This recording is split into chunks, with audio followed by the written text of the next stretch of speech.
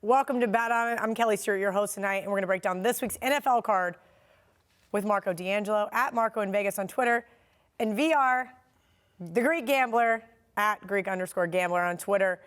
I had this really cool monologue I tried to write, you guys, and I was like, okay, I'm just like jotting this down. You know how like so many hosts on, Scott Van Pelt does a great monologue every single night. I'm just not that creative. So I'm not going to sit here and complain about my terrible NFL week. I wanted to do it in a funny way, but we're just going to get started. I liked your GIF you tweeted out. It sucks to suck. Because that's exactly how I felt. It's like, what else can you say when you go 0-6, right? On an NFL Sunday, it just is what it is, and got to move forward. We've all been there, Kelly. You got to pick yourself up. It's a cliche. It's like riding a horse. You fall off the horse, you get back up. All right, let's get back up to Sunday night. We're in a three-way tie here, which makes me really happy because I already bet this one. You and me both. We got the San Francisco 49ers somehow covered that late number versus Arizona last week. I am still, like, I played it. I didn't give it out. I played it. I got a text from John Murray earlier in the week that said, hey, Arizona plus 11. I was like, it's 10 now. All right, fine. And they were winning 17-0. I thought we were in the driver's seat. They were winning with 32 seconds left in the game, Kelly. And then, I get a text from my buddy that's from that area, Niners fan. He goes, I can't believe the Niners just covered that game. And I go, question mark, did you have them in a teaser? Like, I thought maybe he had like a 10-point or 7-point teaser or something.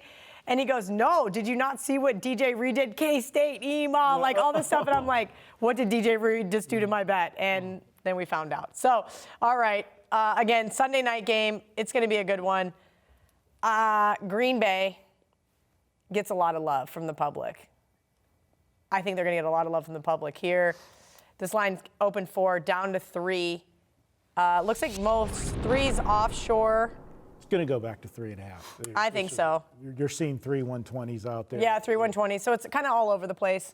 Your thoughts, Mark? I'll start with you. This is going to be the classic. We talk about it, pros versus Joes. This is going to be that game. The pros are going to be on San Francisco. The Joes are going to be on Green Bay and Aaron Rodgers, like they always are. And especially they're going to look and see this San Francisco team. They're going to see the last 2 things they saw. What did they see? Loser. Well, actually, they saw 3 things, okay? Go back 3 weeks ago. They go to Arizona on national TV, a Thursday night game, barely beat the Cardinals in that game. Then they have the Monday night game. Everybody watches that game, the epic game with Seattle. They lose that game in overtime. And then last week, we're life and death again with Arizona. The thing about the 2 Arizona games is they caught Arizona the first time on a short week against an offense that they hadn't seen before because new coach, new quarterback and everything. And they had that mammoth game with Seattle the following week. And then you had the carryover effect. We talk about lose a game twice. Well, they almost lost the Seattle game twice last week. They got it done late. Now they're going to come to play. There's not looking past anybody. You've had the wake-up call. You had the scare. And this is a measuring stick game. San Francisco's going to be playing Green Bay and Aaron Rodgers and all of the mystique with him. You're going to see that defensive pass rush come and put pressure on Aaron Rodgers. We know that when he gets pressured, he can be rattled. I know he can carry a team by himself, but let's look at the 49ers all year at what they've done when they've come to play. And there's no shame in that Seattle game. They could have won that Seattle game. There was turnovers galore, defensive scores. If you even noticed, even the defensive players for Seattle couldn't catch Jimmy Garoppolo's interceptions. Yeah. They were so bad. I don't know why he was throwing the ball in A, that motion, and B, as hard as he was. Again, I got the Niners by 10. All right. I like that. I like no sweats on Sunday night. VR. Yeah, I'll let you know. I actually bet this game. I gave this game out already to my Wager Talk guys and subscribers. I'm on San Francisco. I think this is one of those correlated games. If you're betting Green Bay, you want to bet them with the over because the only way Green Bay covers this game and wins this game is if they're able to outscore San Francisco. I mean, make it a kind of a shootout type of game. They're not going to beat them in a grind-out game. It'll have to resemble what happened last year at Lambeau Field, where they scored, 10 points in the last 13 seconds to end up beating this San Francisco team. Don't think San Francisco has forgotten about that loss in Lambeau last year. I like the Niners in this spot. I think they're the much better team. And more importantly, you're getting a ton of line value here. I get it. San Francisco doesn't have the strongest home field advantage. I get that. And Green Bay's played well as an underdog. I believe they're 2-0 this year, covering both games. But again, that's factored into this betting line. That's why it's as low as it is. Again, how this isn't over that 4 range. I made the game 4.5, so that was really perplexing to me as well. At least. So at the very least, again, you're getting line value. That's the most I could ever hope for as a bettor. I think it's correlated with the under as well. I see this total going up. So obviously, sharp guys got out ahead of the market, expecting over money to come in. I mean, they scored 63 points last time they met 12 months ago. And it's Sunday night, prime time. Those usually get bet over. So not surprised to see this total climbing, but I think it's reaching that mark where it's getting a little bit too high. And again, for the Rams to cover this game for us, I think they're going to have to shut Green Bay down. So I like the little correlated play with San Francisco and under on Sunday night. All right, Marco, let's move to Monday night. This is really an interesting game because you and I both had the Texans last week and just took one in the shorts real hard. It was bad. It was real bad, and at least I got to turn it off really quickly and focus on all the other losers that I had. Baltimore is a 3-point favorite, -120, some spots even, at the LA Rams. This Rams team has been really hard for me to try to figure out. Yeah, I'm going to back them, though, here. And we're coming up against the break, so I'll be quick with it. Here's the thing. The Rams, the last 2 weeks, they've had 6 turnovers. That's been what's their undoing. But in the last 2 weeks, they played 2 top 10 defenses in Pittsburgh and Chicago. Baltimore is not a top 10 defense. I'm going to go ahead. I'm going to take the Rams. This is Kelly's favorite primetime home dog. Well, Johnny Detroit sure tweeted that one and blew that whole thing all up. VR, your thoughts on Sunday night or Monday night? I'm sorry. My money's going to be on the Rams. I love the Rams in this spot. It's not a fade against Baltimore. They've been red hot, but it's just an overreaction here with this betting line going now on the road, laying all those points. Just way too many. I love the You're Rams right. in this spot. The 2 square shops in town are sitting at 3.5 Of course, right now. of They course. have to keep themselves limited on exposure because they know it's going to be coming. Ravens It's or only going to nothing. get bigger. All right, great stuff, guys. We're going to step out for a quick break. When we return, we're going to dig into those inside the numbers, those 12-day numbers that we get from the Westgate, look at which NFL games have moved the most and why. Also, we got some barking dogs. We got a steam game. Maybe a little sandwich from Marco at the deli. And, of course, as always, we'll have some best bets. A stinky sandwich. Stinky come sandwich. on, Marco. That's up next on Bet On It. Get $25 in wager bucks added to your account after your first purchase at wagertalk.com and sportsmemo.com. This is just our way of saying thank you for joining the Wager Talk and Sports Memo family. Did you know every Tuesday is $2 Tuesday at wagertalk.com? We pick the hottest handicapper and offer his best bet for just $2. This is a great way to introduce yourself to the winning handicappers at wagertalk and sportsmemo.com. All right, it's that time. We're going to take a deep dive into some of these lines that have moved. Our buddies here at the Westgate in Las Vegas always put out the NFL lines about 12 days before. They call them the look-ahead lines. That means you can bet next week's games before this week's games are even played. Once these week's games are played, next week's line will change, but the question are those moves justified, or is this a complete and utter overreaction? Speaking of overreactions, Thursday night, VR, I'm going to start with you. Indianapolis at Houston. Houston opened as a 5.5-point favorite, now down to 3.5. I know that these guys just got the proverbial kicked out of them by the Baltimore Ravens, but a 2-point line move here. I don't see it. I really don't think it's justified here at all. I think it is overreaction based on the fact Houston was supposed to be competitive last week. In fact, pretty much every sharp I know was on them, and you saw that line move in their direction again, but they failed to show up and got blown out. But you shouldn't have that kind of knee-jerk reaction off a single result and adjust the betting line 2 points off of it. I think it's not warranted. I think the line value is now on the Houston side. I like it. Houston is my play for Thursday night. Miami at Cleveland. Cleveland opened -9, now 10.5. Now, Marco, this Cleveland Browns team has made us some money when we figured out where to bet them in which situations. Last week? Very good. Last week, even the week prior, we had 2.5. Yes, it closed at 3. Yes, it pushed on 3. That being said, I am not ready to lay 10.5 points with this Cleveland Browns team. No, especially because they're a team that They just played Pittsburgh on Thursday night, national TV audience. They're without their best defensive player. Very satisfying. And Myles Garrett, what the hell that was just a very bad scene. This is an overreaction. Yeah, the Browns played well. Yes, Miami lost last week, as expected.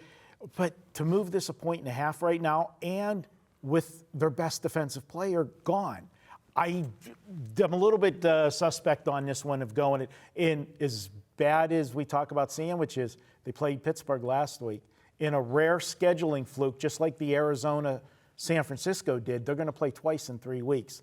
So they're in a little sandwich spot here with Cleveland. This is an unjustified move. All right, Denver at Buffalo. VR, the Denver Broncos are my team, so to speak, so I follow them a little bit closely along with the AFC West. That being said, the Denver Broncos are just a 4-point dog to the Buffalo Bills here. Buffalo opened a 5.5-point favorite. I know that they played tough last week versus the Vikings. Yikes. I don't know if this is enough to get me to back the Denver Broncos here. I lean to the Denver side here. If you look over the last 7 weeks of the Denver Broncos, I think they've played really good football, except for getting blown out by Kansas City. They've been in very close competitive games. I mean, you see their last 2 losses are a combined 6 points. 3 out of the last 4 losses are a combined 8 points. So, I mean, even when they've lost, they haven't been blown out, which tells me those results, there's a lot of randomness. When it's a 1-possession final score, again, who's going to get the win? There's that randomness involved. So I think it's justified. I think that line should have dropped, at least in Denver's direction. Buffalo's got some big games on deck against Dallas, against Baltimore. Okay. Pittsburgh, New England. All right, maybe I'll try not to overthink that one. Carolina at New Orleans. Marco, the Saints are just on a roller coaster ride right now, and Carolina does not look good. Saints open -7, now 9.5. Okay, first of all, part of this move is a situation where the look-ahead line was 7. You had Carolina get drilled last week, drilled 29-3 against Atlanta, and you had the Saints bounce back after their one bad performance.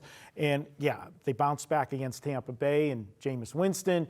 Well, Jameis gifted them with 4 interceptions. 4 interceptions again. You can't win football games that way. But part of this, Kelly, is okay. Even if they make a little move and make it 7.5.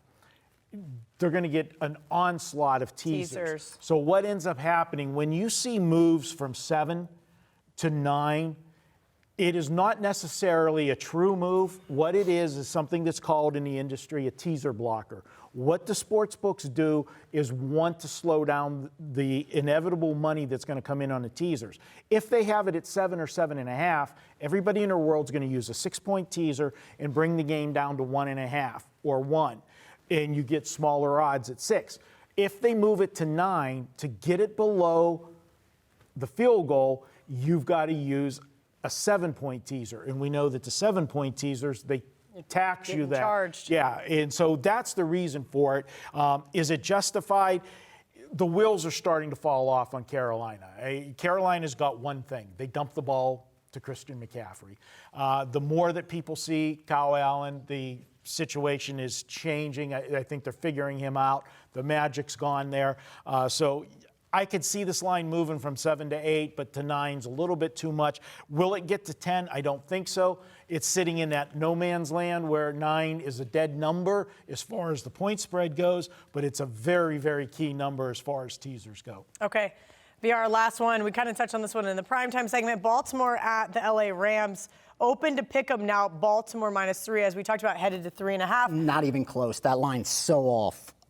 That's what's so crazy about it. Even if you have Baltimore right now on top of your power ratings, which I think there's some argument, exactly, which I do think there's argument there. I could see a lot of argument. But even if you do, I still think the most you could have them favored over the Rams on the neutral is about a field goal. So you got to give the Rams something for home field. As weak as their home field is compared to New Orleans, let's say, it's still at least a 1.5, 2-point home field advantage. So for me, being able to get a field goal or above, to me, just makes no sense. Again, even if Baltimore covers this game, there's no line value laying 3 points with Baltimore on the road here. Again, the wrong team's probably favored. I think the Rams are the right side. It's the book had. They have no choice, yeah. Because it's They're a going to Monday, write 8 out of 10 game. tickets are going to be on Baltimore. Absolutely. All right, guys. So we went inside the numbers. Now we're headed to teasers.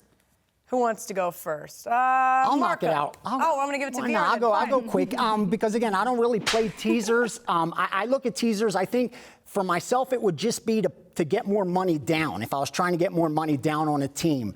Because the book is going to limit you to a dime or 2 dimes. And before the lines move Right. and stuff. And you see that a lot of times with the betting syndicates where they'll use round robins. Now in college basketball especially. Oh, yeah, when you're going to get $300 down Exactly. on the first half, So it's we'll terrible. put 8 totals into round robins of 2s and 3s, believe it or not, as a way to get more money down. And teasers, I think, are the same thing. We're going to try to find some advantage numbers here. I think the Washington Redskins, the problem is you're going to have to use a 6.5-point teaser, and the juice there is a little bit high, but you're able to get Washington up to a double-digit favorite. I think that's way too high. Detroit has no business laying that many points, even as bad as Washington's looked of late. And then just tease Chicago down. I think that's a really good position there, taking Chicago where they just have to win the game at home against the New York Giants. Again, Chicago, Trubinsky, I know is not a lot to like there, but I don't think they lose this game at home. All right, Mr. D'Angelo, let's hear what you got for us in the teaser department. All right, we're using a 6-point teaser, and we're going to start it out. Oakland at the New York Jets. Oakland is a road favorite. Come on. I don't see it either. No business. No, you can't do that. Plus the fact, look at who Oakland's got on deck. Their big game is next week against Kansas City, and all of a sudden, Oakland they're in the thick of things with the playoffs. Wild card, I don't see them getting separation with their defense. I'll take it, tease it up. They're getting 2.5, 6-point teaser. You get to 8.5 through all the key numbers of 3, 4, 6, and 7. To me, that's a no-brainer. The second half of it, it's another no-brainer. There's going to be a lot of discussion about Dallas and New England this week. And New England was lucky to win last week against Philadelphia. Everybody's going to point that out. They only scored 1 offensive TD in the game, this and that. Well, you know what? It's Bill Belichick and it's Tom Brady. What do? They find ways to win. All right, do you want Belichick and Brady versus Jason Garrett and Dak Prescott and pick the winner situation? I'm going to tease New England down to use the 6-point teaser. They're sitting at 6.5. You get them -0.5 at home, just win the game. Okay, I'll do that. I like that. Actually, it looks so square, but it's so obvious. Yeah, New England to win at home. You're so right. It's right. funny. I have a couple of really ugly teams. That's a that I great have listed, bet, Marco. But I do like that the Jets and the Pats. It's very good stuff, Marco. All right, guys, we're going to take a quick break. When we return, it is time for VR's Steam Game of the Week.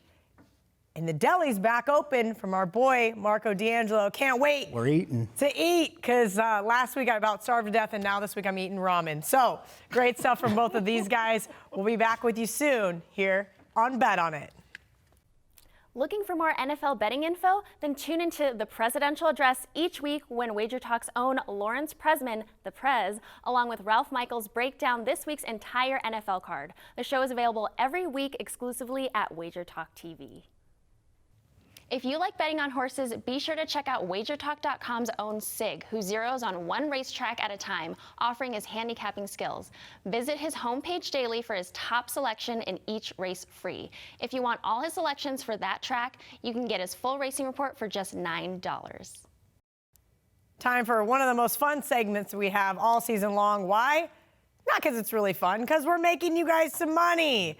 VR is up on the season on his Steam games. Marco, 8-3 in his NFL sandwich games. And the only reason why I didn't tell you VR's record is because I forgot to look it up. All jokes aside, VR, let's get started with you. Tell us what this week's Steam Game of the Week is. Yeah, I got some steam here. And we're going to take a dog that I think so live they could win this game outright. But more importantly, Atlanta Falcons have no business laying 4.5 points to the Tampa Bay Buccaneers right now. Just ask yourself this question. If this game was being played 3 weeks ago, prior to Atlanta beating the Saints in Carolina, what would this point spread be? And let's not forget, over the month of October, Atlanta allowed around over 150 points defensively. Okay, and now over the last 2 weeks, they've allowed 12.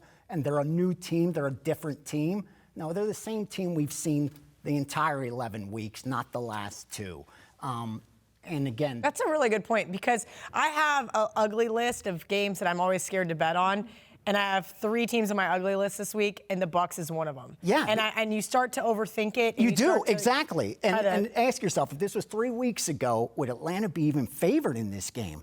You're right, they wouldn't be. No. I mean, at home, I would probably. And what is Tampa? They would probably be 1.5 or 2. I would say Atlanta -1. I would give them a little bit more for home field advantage, because we do know Atlanta's a tough place to play in the Dome. Right. But and that's because Jameis Winston throws 4 But they wouldn't be no 4.5. You know what I mean? That much I do know. Yeah. They wouldn't have been a 4.5 point favorite. So for me, I think there's some line value there on Tampa Bay. I think you're taking advantage of the recency bias of Atlanta, like all of a sudden, because they're not making the playoffs, they're carefree and they're having fun and all that nonsense. No. They played 2 good football games out of 12 weeks. That's all they did. All right, Marco, is your sandwich as stinky and nasty as VR's Steam play? That reminds me of the thing you tweeted out, by the way. Now I'm thinking of Stinky Steam. Thank you. I appreciate that. Good God. I'm over it. Yeah. If you didn't see Marco's tweet, just don't. Hey, it's Vegas, baby. What can I say? Yeah, check my timeline out. Very fun stuff. Go back to Tuesday night. True story. Check it out.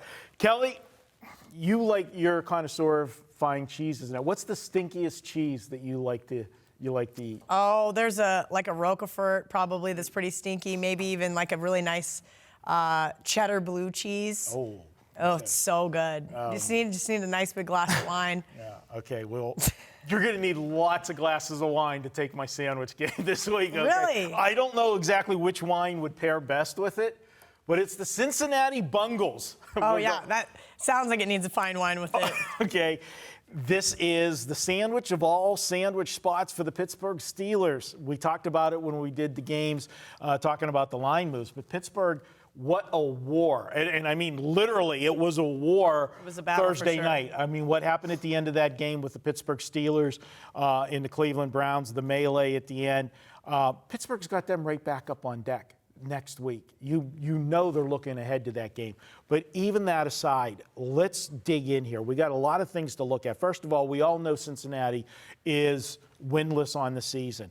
They went to Oakland last week and put up a gallon let's talk about effort. this. Nobody wants to be 0-16. No. Nobody Yeah, wants so they're to still be. going to give effort, right? The Until you players- get that O off your back. Absolutely. And they don't have Andy Dalton under center anymore. So it's a quarterback who's maybe buying for a second string position on another team. They're 4-6 against the spread. It's not. There's a lot worse teams than that. This is a situation for Cincinnati that I am looking at. You've got a home dog, a winless home dog, inflated number because of the perception of the team. People are going to expect Pittsburgh to bounce back off the loss. Well, here's something that you've got to remember, and there's 2 key factors here. One, and I'm waiting to see if they try. So far, they haven't. Okay, he's still listed as suspended.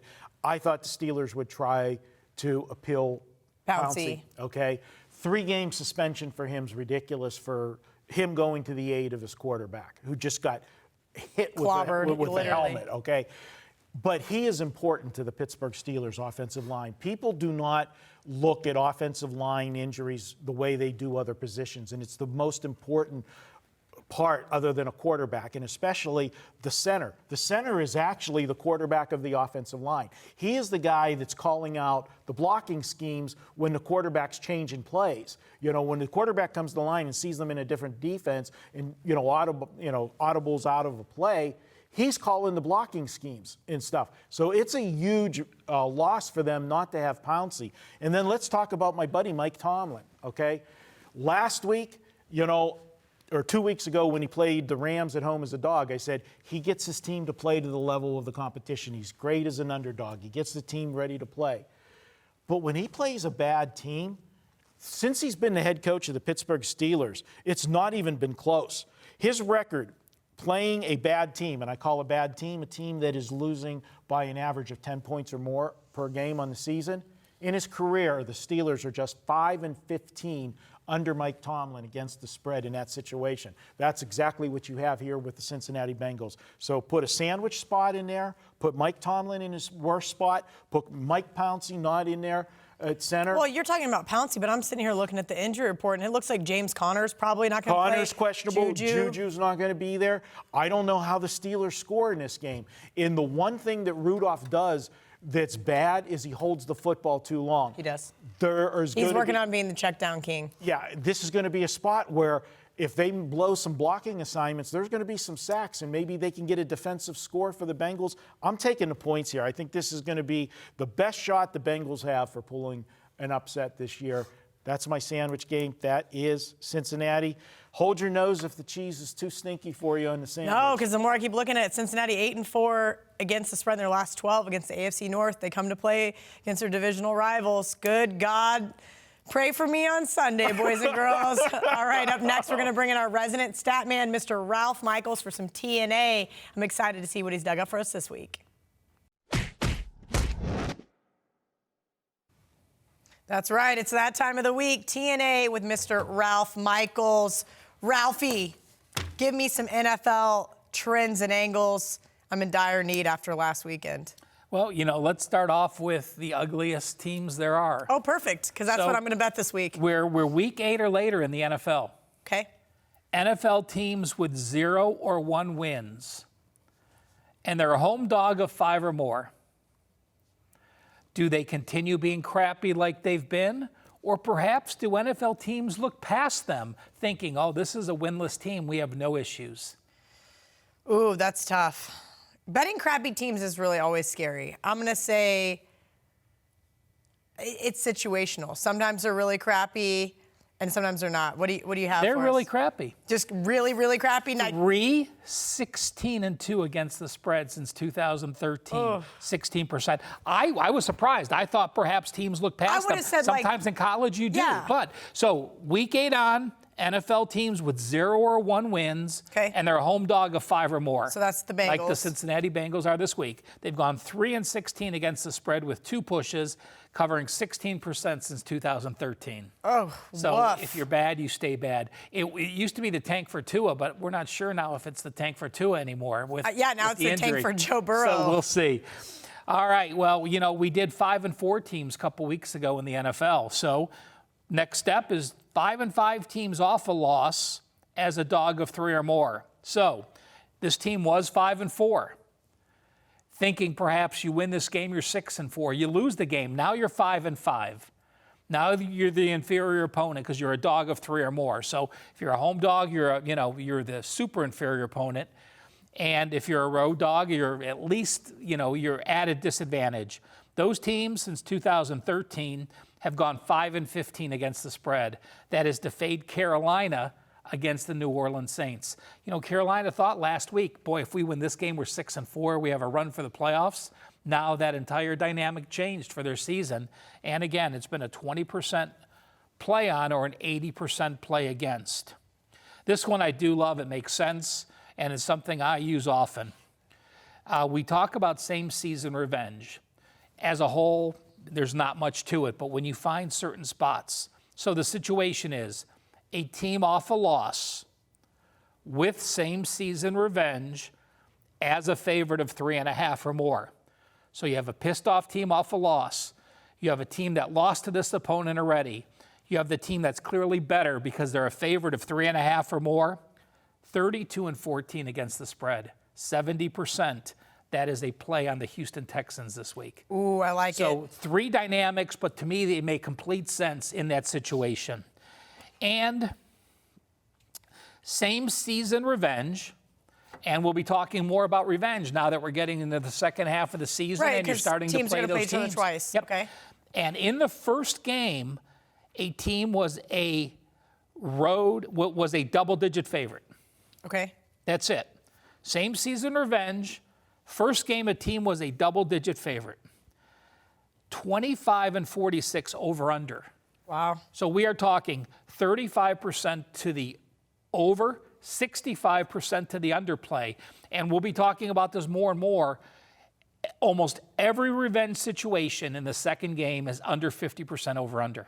That's crazy. You have to play unders in the second game of the meeting. Teams know each other. There's familiarity. You're not game planning as much. You have to be a little more conservative. The defenses know the offenses. So in this situation, same season revenge, one team a double-digit favorite in the first game. Now, Wait, who is that? That is New Orleans, Atlanta under. Okay. Okay, and we have this Falcons defense now that it has, 11 sacks in 2 weeks after getting 7 sacks the first 9 weeks. And the New Orleans defense, it's a play that I like as well. And lastly, I'm just going to bring this up. It's a 50% angle, but I want people to think about why they just can't blindly bet it. If a team loses their first game to a division foe as a favorite, in the second game, they've gone 105 and 106 against the spread, 49.9%. So don't automatically blindly say, oh, they lost as a favorite in the first game, I'm going to back them in the second because they have revenge because they lost and they were the better team. It means nothing. So not all angles are good, but at least they teach you something. Awesome stuff from Ralph. Time for us to take a quick break, but when we return, it's time to walk the dogs. Barking Dogs is up next. I can't wait to see who we're sprinkling on this week. This week, I passed 35,000 followers on Twitter. And to celebrate that milestone and to thank everyone who has followed along, I'm offering 35% off every package I'm selling at wagertalk.com. Through Monday at midnight, just use coupon code MARCO35 at checkout, and you'll receive 35% off any daily, weekly, monthly, or yearly package. Just my way of saying thanks for following along. Hey guys, I'm Lawrence Presman, the Prez, co-founder of Wager Talk. Excited that you're all watching Bet On It. Just want to tell you guys about our hockey show, Puck Time. It's honestly the best show that I do all week. We do it with all of the hockey talent over at Wager Talk and Sports Memo, from Alex B. Smith to Dave Koken, Carmine Bianco, Buster Sports, myself, and Andrew McGinnis, different co-hosts every day. It's hockey all the time, and it's one of the best sports to bet on, and certainly the most exciting sport to watch. Check us out 2 p.m. Eastern every day, Monday to Friday, at Wager Talk TV. Welcome back. You guys know this is my second favorite portion of the show. I can't even say it. Ralph is so mad at me because I always go back and forth. You guys know I love the underdog, so I want this to be my favorite portion of the show. You guys always have dug up some really great barking dogs for us, but there's something about those trends and angles. They just get me right here. So Yeah.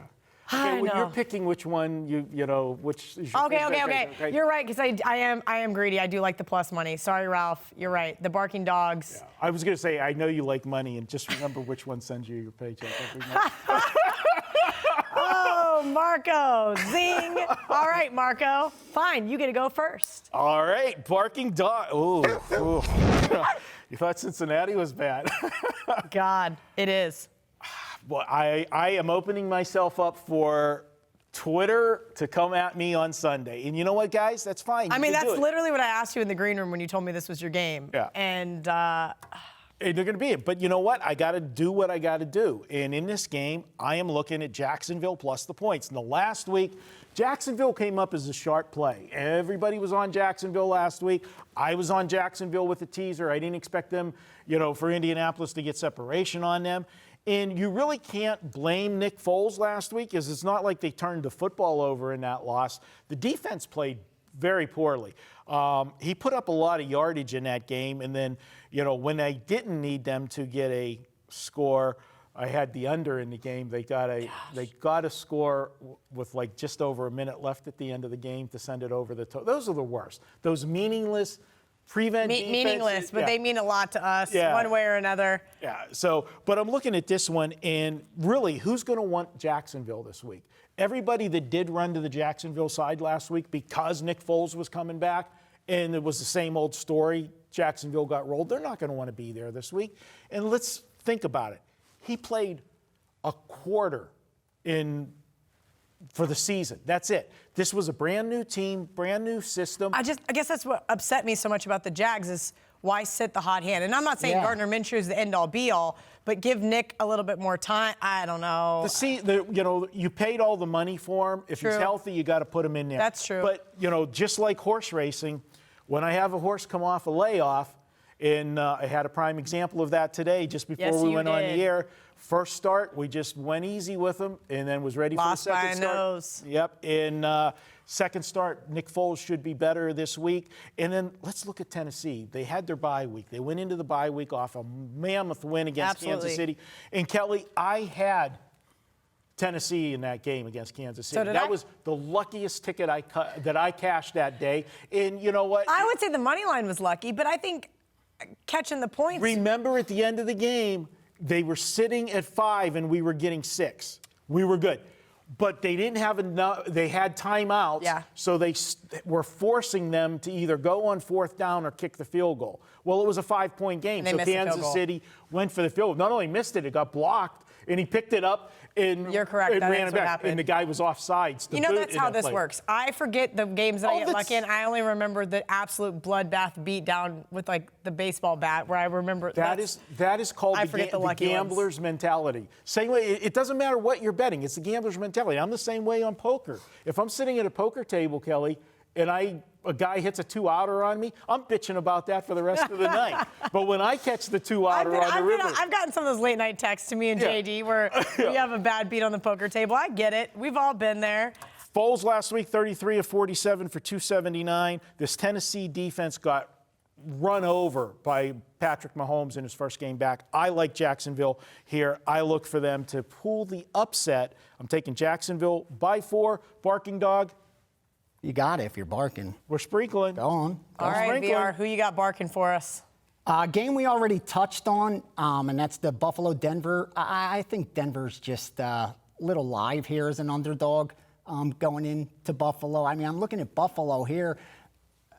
I'm not putting Denver up there with the Philadelphias or New Englands, but they're around that Cleveland marks. And when you see Buffalo's wins of late, they're against Tennessee, they're against Miami twice, they're against Washington.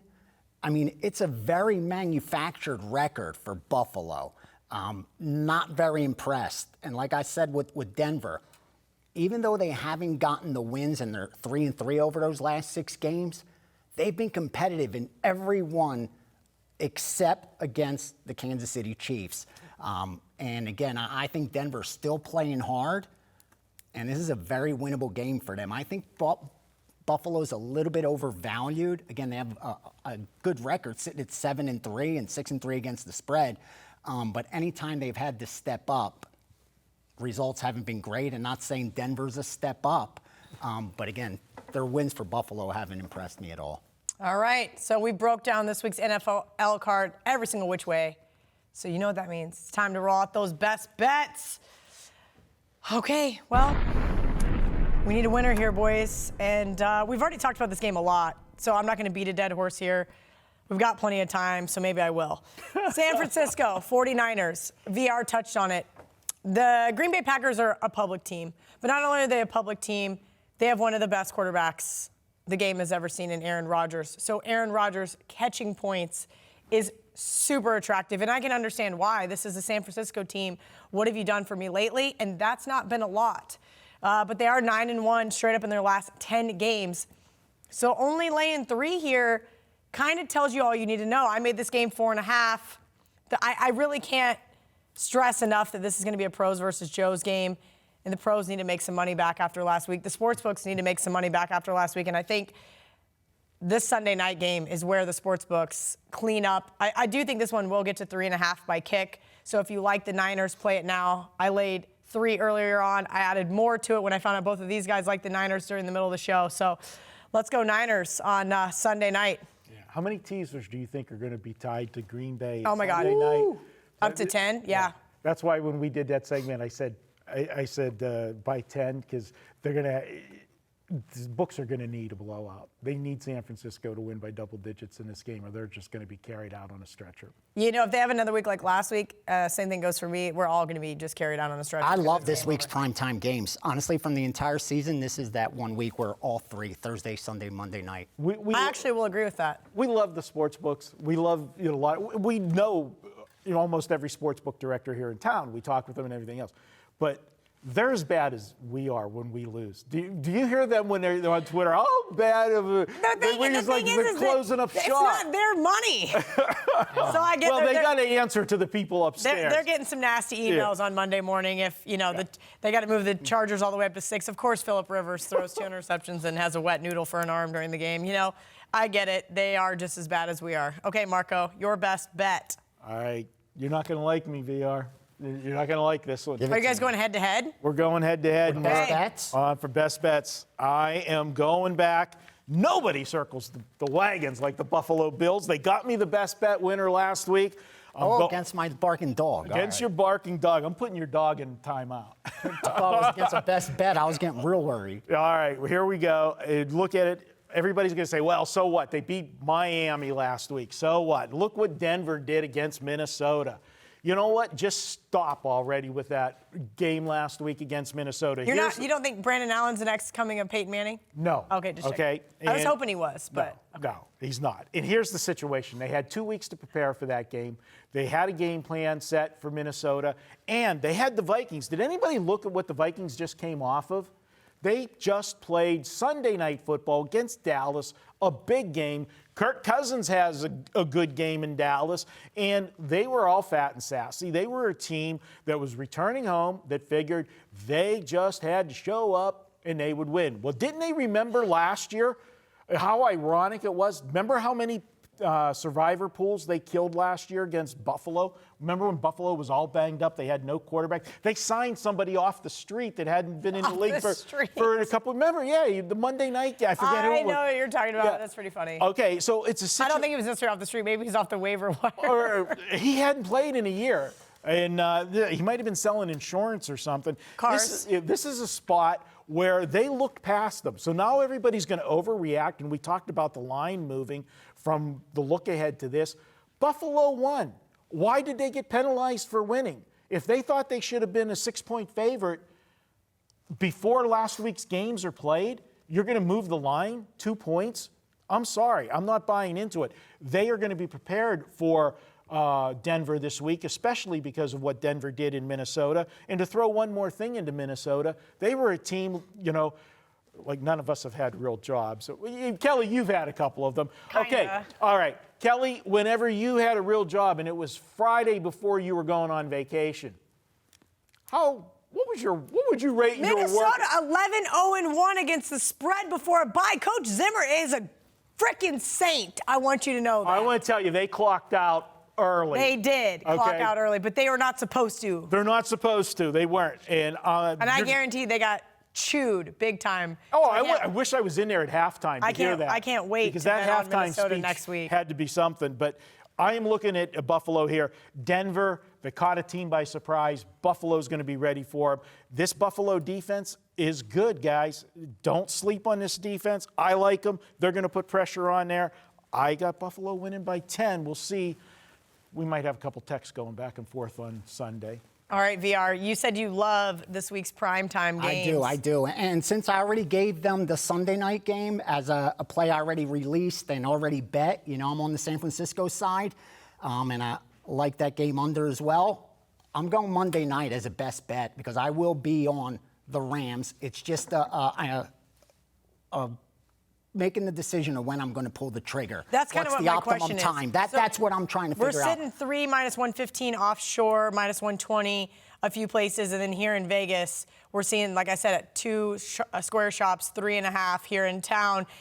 At what point are you waiting until it hits 3.5? Here's the problem. At 3.5, I know I could tell you for certainty there will be betting syndicates that grab that 3.5 immediately. There's already buy orders looking for 3.5 on the Rams. When Pinnacle was at 3.5, that got eaten up quickly. So that's the problem. We won't probably get the 3.5. At least if it is there, you're not going to get it for long. For long, exactly. At least but you're getting 3 at even money. Yeah, you're getting an even money bet. It's everywhere, pretty much. Let's not forget, the most you could hope for is line value. And we talked about the Monday night game a lot. We broke it down. But let's not forget, as good as Baltimore's been playing, these are the Rams. And we talked about if your power ratings where you have Baltimore. The New England Patriots played the Rams this season as well. They were 1.5-point dogs against the Rams in LA. Granted, it was earlier in the season, Rams coming off last year, but still, it's just the fact that even then you had a New England team that we have always year in, year out at the top, and they didn't even go in there as 3-point favorites.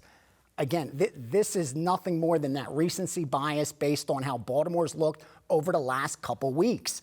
Will it continue? I don't know, maybe, but my job's to try to get the best of it. And being able to get Baltimore at +3 even, Rams +3 even money, that's the best of it. There's just no way around it. That, to me, this is crazy. So is the best bet. And I wish I had a lock. There's really, look, no, but you'd ask for a lock. There's no such thing as people lock. ask me all the time about power ratings and stuff and who I use. One of the guys I use, Ed Fang. I was like, I haven't got to check his stuff this week. I usually wait, do my own stuff, and then kind of make sure to see I'm off. He has the Rams -3.4. Rams as basically the 3-point favorite here. Pros versus Joes game again this week. Interesting stuff. All right, hopefully we can get that winner. That and Epstein didn't kill himself either. Oh my God, VR's got to throw that in. They want winners. They want winners. Right? Okay. Got to give them a lock. All right. We're going to step up for a quick break. When we return, it is our final thoughts on this week's action. VR just sliding that in. That's everybody's new thing. I don't know if you guys saw the VGK jersey. It's like all the VGK, and then Epstein didn't kill himself as the last name, and I'm going, oh, good grief, this is not going to go away.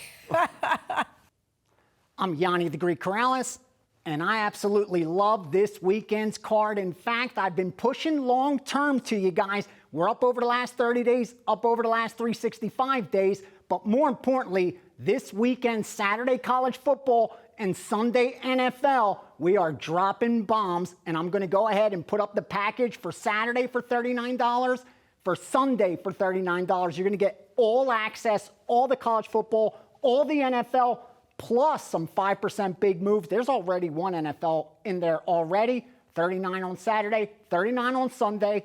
Let's win this weekend.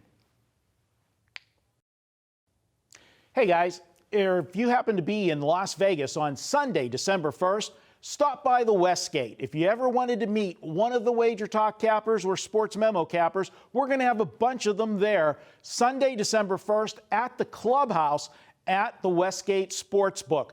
We're going to buy you some drinks, talk, ask us questions. It's a fun meet and greet and watch the ball games with the Wager Talk crew. Check it out Sunday, December 1st, here in Las Vegas at the Westgate. All right, that is this week's show. I know you guys are being lazy and you want me to recap it, so I will, only because I got 2.5 minutes left. And I just want to get under Marco's skin. All right, guys, so a lot of consensus on the primetime games. We're laying 3.5 as a team with the San Francisco 49ers, and we're taking the 3 with the Rams. As VR mentioned, we may see some 3.5s pop up, but they are going to be short-lived. So if you happen to see one, you better gobble it up really quick. Let's move on to the next. We have the teasers. We have the New York Jets and the New England Patriots for Mr. Marco D'Angelo. And VR likes the ugliest underdog on the board. That's right. The Washington Redskins getting up over the key number of 10. Washington catching a half here. Haskins for Rookie of the Year. Oh, my God. Yeah. Haskins definitely is terrifying to back, but catching 10. He's got Roy written all over him. Geez. All right, moving along. We have the steam game, Tampa Bay, another ugly dog for VR, and another ugly dog for Marco in the stinky sandwich game of the week. Let's see who we got for Barking Dogs. With Finley at quarterback. Yeah. I can't wait to back Ryan Finley. Barking Dogs, Jacksonville +3 for Marco. VR likes Denver +4, and he's head-to-head with Marco's best bet. That's right, Marco's laying it with the Bills. I like the Niners. And VR likes the Rams on Monday night. I'm just going to start a text thread with just you two and just see what happens. I haven't decided if I'm going to bet that game or not, but I'm slightly siding with VR here because, because you like the dogs. No, I like the ugly dogs. And you like Denver. And you like Denver. Denver's your team. That's your team you root for. And I usually bet against them, but that's usually laying points on the road at places like the Jets because I'm smart like that. Brandon Allen has done well. That defense looks good. I don't know if I'm going to step in front of the Bills or not. I don't like the line move. The defense, they've played good all year. That defense in the second half of the Minnesota game, where was the defense there? That's because Coach Zimmer is the best, and I love him with all of my heart and soul. If you guys are in town in a week and a half from now, that's right, December 1st, we're going to be hanging out at the Westgate, having we'll call it a Wager Talk appreciation party. I basically invited all my friends. It's your chance to buy us a drink. Yeah, right. Buy us a drink. I keep telling everybody I invited all my friends. They're like, oh, Kelly's going to have hot chicks there. I'm like, no, it's just going to be me and Minty probably, and a lot more dudes. all jokes aside, I hope you guys enjoyed tonight's show as much as we did doing it. For myself, VR, and Marco, good luck until next week. Don't forget to subscribe to us on YouTube. Click that little bell so you get all the notifications. Give us a thumbs up. Retweet us on Twitter. Share us on all of your social media channels. And until next week, let's bet on it.